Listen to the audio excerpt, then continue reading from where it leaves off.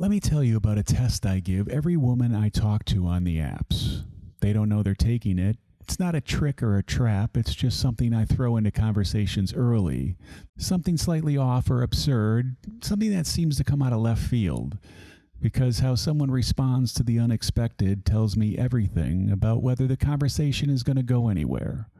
If they laugh and build on it, if they take a weird thing I just introduced somewhere interesting, I immediately know this person thinks on their feet and is willing to go somewhere unexpected and maybe even a little weird. I know this is going to be someone I can talk to. If they say something like, I don't really know how to answer that, and pivot to something safer and boring, if they flatten it and move on like something I said was slightly concerning, I know something just as important. There's nothing wrong with them, and they're probably right to think I'm weird and try to get things back to normal. But I can see fundamentally that we think differently, which makes things difficult when you're trying to build a conversation with someone and you keep throwing something into the air and watching it fall to the ground instead of getting thrown back to you. There's a concept in improv called yes and. You've probably heard about it. The rule is simple. When your scene partner introduces something, an idea, a character, a situation, no matter how outrageous, you don't block it, you don't ignore it, you accept it as real, and then you build upon it. Yes, and you said, did you see the new spaceship I just bought? Yes, and I can't believe you didn't get the leather seats. You said, I'm your long-lost identical twin. Yes, and I'm the better-looking one. The whole point is that the scene goes somewhere when both people are building. They go nowhere when one person keeps blocking what the other introduces. One person creates momentum, the other kills it. Nothing goes anywhere. The best conversations work exactly the same way. Not that everything has to be a funny bit, but the underlying dynamic, are you building on what I'm offering or are you shutting it down, is a difference between a conversation that has energy and one that feels like you're pulling a sled uphill the whole time just to move it along. And I've been doing a hell of a lot of sled pulling lately. Here's the pattern I've lived through approximately 400 times this past year.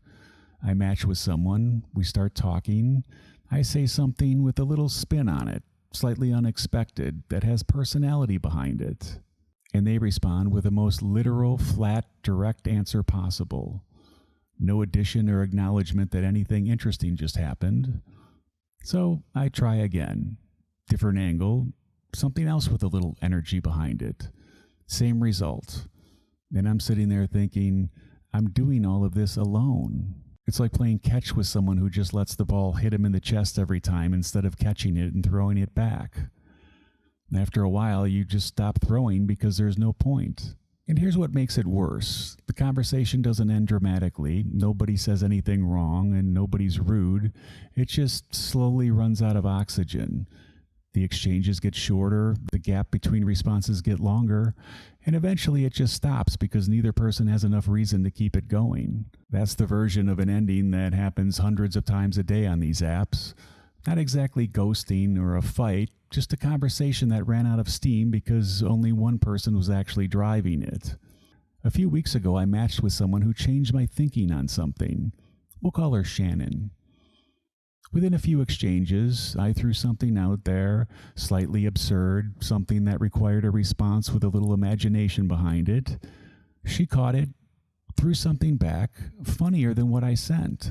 That moment, the moment something I threw actually came back with more on it, was actually startling, because it was so rare, because I had forgotten what it felt like to say something and have someone not just receive it, but actually do something with it.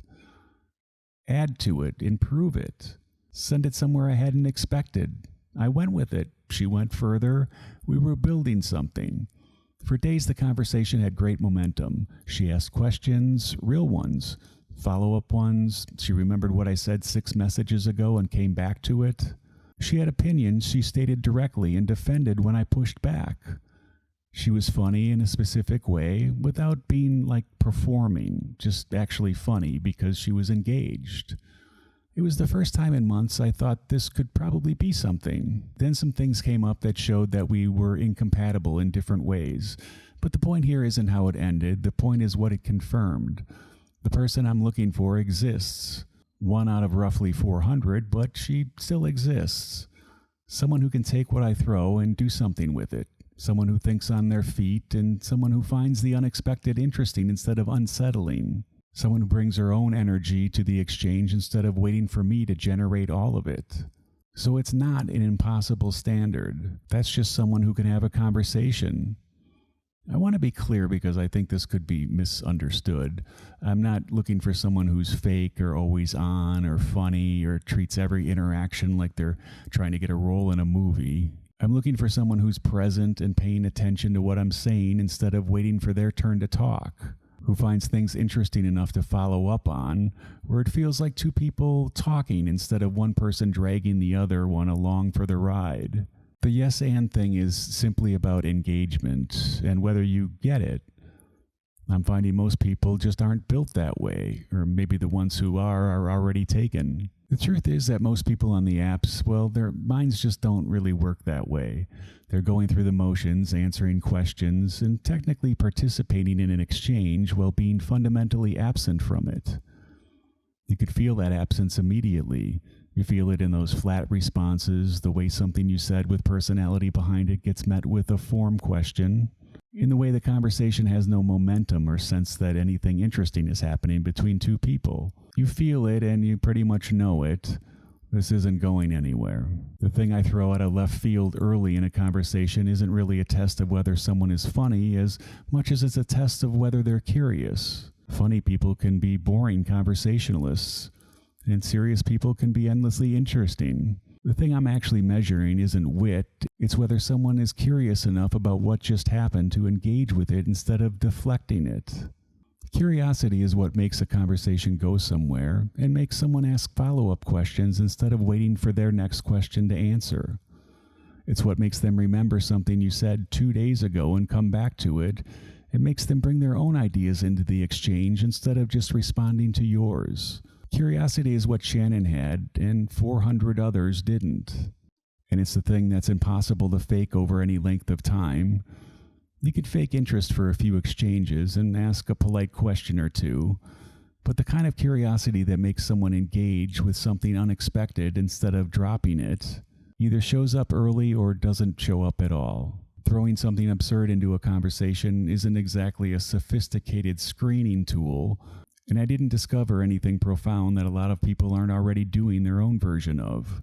But an interesting response to an unexpected question is one of the few things in early dating that's hard to do if you're not really being you. You can either engage with it or you can't.